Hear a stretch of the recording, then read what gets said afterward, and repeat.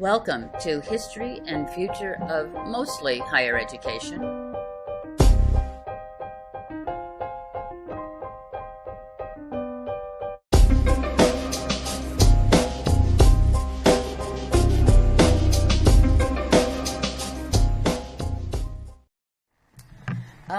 There's this final part I want to talk about about what's happened since April 22nd, 1993. And that's the need for a whole new range and array of literacies because of the social aspects of technology as well as the technical specifications of the internet and the World Wide Web that we all need to know much, much more about. A book that I wrote with my Haystack co-founder, David Theo Goldberg, called The Future of Thinking, Learning Institutions in a Digital Age, which is available as is, now you see it, for free download for people enrolled in this class, was written as a co-written book. We did a draft of a chapter. We then held forums around the country, both virtual forums and face-to-face. We gathered lots and lots and lots of feedback, and then we, based on that feedback and mass contribution, we wrote a final version of the book. To my knowledge, we are the only people that actually included as co-authors in the book everybody who contributed, including some people who had funny names like Starman 4, who we were not able to figure out who they were. But we just, we put their pseudonyms in.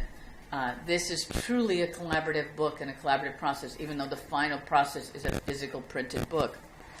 One of the things we talk about in the Future of Thinking, as well as in an appendix to Now You See It that you'll find if you download the book to the class in this class, is a list of 21st century literacies.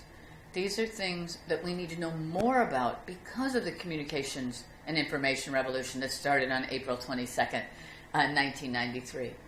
I mean things like privacy. What does it mean that Facebook has all my private information, even though I keep changing, and I have to keep changing the privacy settings? What are the privacy issues involved in a MOOC, such as this one? You know, these are real issues. What is security? Recently there have been some scandals about how much the National Security Administration of the United States government knows about our private life. Are they protecting us, or are they invading their privacy? What is the line between those two?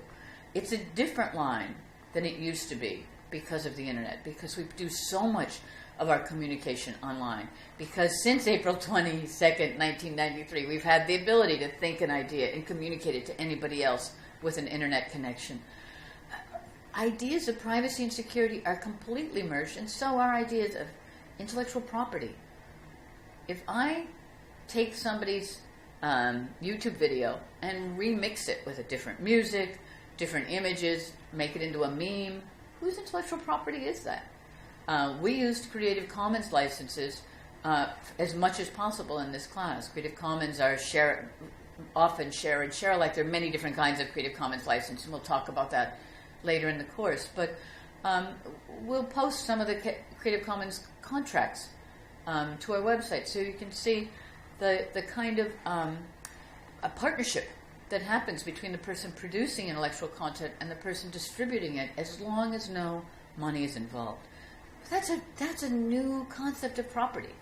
The great internet theorist and legal theorist Yochai Benkler calls it the commons, and talks about not the wealth of networks, which is what the wealth of nations, which was Adam Smith's famous term that defined capitalism, but what he calls the digital age's wealth of networks, and the ways that information, intellectual property, even private data gets traded from one person to another on the internet.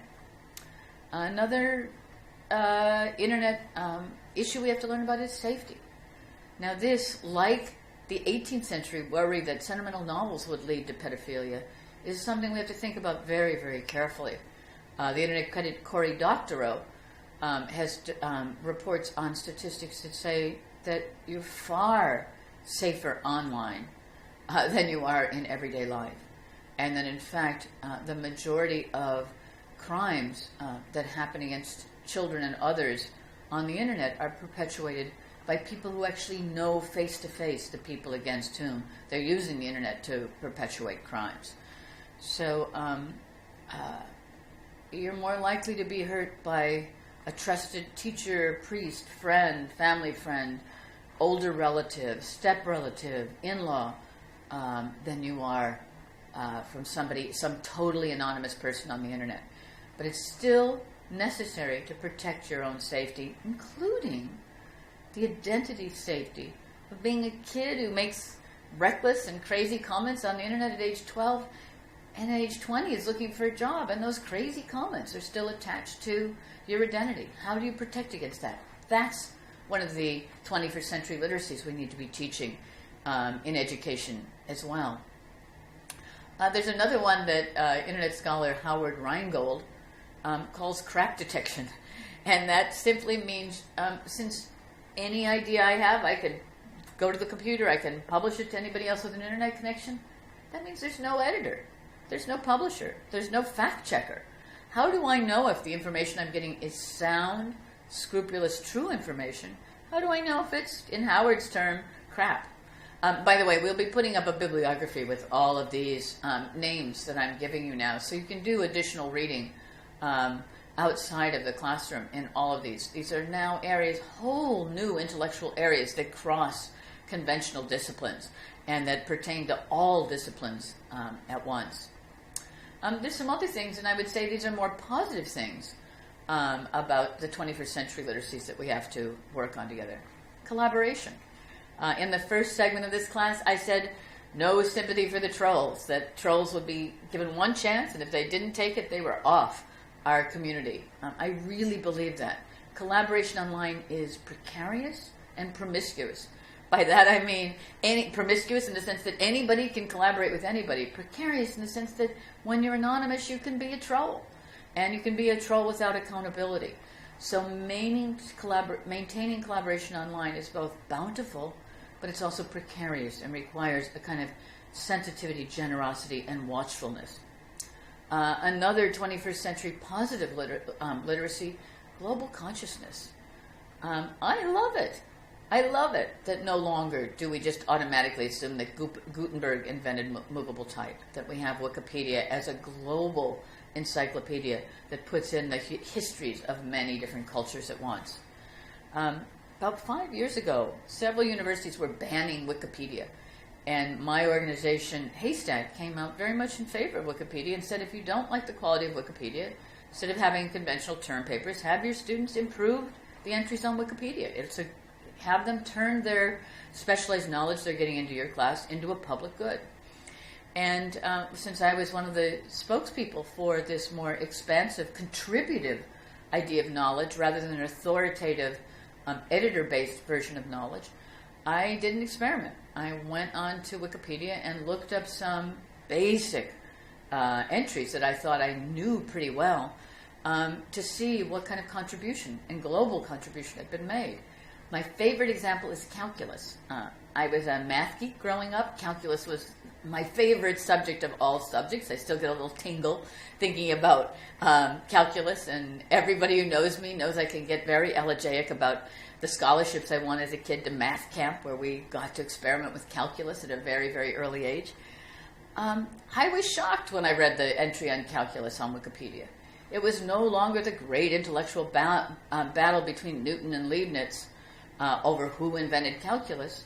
Suddenly it was Egyptians invented calculus, and they were aided by the Iranians, and they were aided by the Chinese, and they were aided by the Turks. And, Newton and Leibniz were quite late comers into that whole history. So since I was interested in the authenticity and the accuracy of Wikipedia, I called a reference librarian here at Duke, and I told her to look at the calculus entry and said, I've never heard about this before. Is this crazy? And she said, let me find out. And she called me back and said, there's not a single book in the Duke library that can authenticate this history, but give me a week. And she did something amazing, and I've written about this in a blog, which I will post to the internet, and post to our Coursera site. It's on the Haystack site now. she found her equivalent, fine authoritative reference libraries at the best research universities in all of those countries: Egypt, China, Iran, Turkey, and Korea was another one, and asked them what they knew about the history of calculus. Three interesting things came out of this experiment. One, not a single librarian that she talked to in any of those other countries knew the whole complex, multicultural, international history of calculus that was there on Wikipedia. They were all surprised to read it. Two, some of them didn't even know about their own history's contribution. But three, when they all did research according to their same elite standards of reference librarians, impeccable standards, they discovered it was true. But there was no book that anybody found out in this investigation that included this whole history. This is an amazing, amazing ability that we have now to contribute to new knowledge by tapping new knowledge producers, people who have not been part of the conversation before, or who have been part of a very insular conversation before, but haven't been able to collaborate with one another. At Haystack, we call that methodology collaboration by difference, meaning it's a new kind of collaboration when people who are not known as experts outside of their very narrow domain work with and translate their domain knowledge outside of that domain. Something very special, something exponentially amazing happens, such as creating the world's largest encyclopedia ever, all without paying anybody, without paying anyone to write, to edit, or to read, or to subscribe to the encyclopedia. Rational choice economic theory, the wealth of nations, back there with Adam Smith, would have said, there's no way that Wikipedia could exist. It exists. That's one of the literacies we have to learn about. And yet, only about 9% of the contributors to Wikipedia worldwide are women. What is that? It's an open world of contribution, and 9% of the contributors to Wikipedia are women, when worldwide so many of the knowledge makers, the archivists, and the knowledge keepers, librarians, teachers, editors, publishers, are women. Only 9% of the contributors to Wikipedia are women. So that raises yet another crucially important question for 21st century literacy. What do we mean by access? When I say I can have an idea, I can go to my computer and publish that idea to anyone else with an internet connection, what does that mean in terms of who actually I'm connecting to? What are the hidden codes that deny access, as well as the material, economic, racial, religious, regional, cultural codes that impede access? All of those things are what I think we should think about as the new ethics of the internet age. These are complex ethics that we should be teaching in our schools and should be part of the future of education. Thank you for staying with me for another segment of the history and future of mostly higher education. Next time, who is your favorite teacher and why? Tell us. Let us know. Thank you.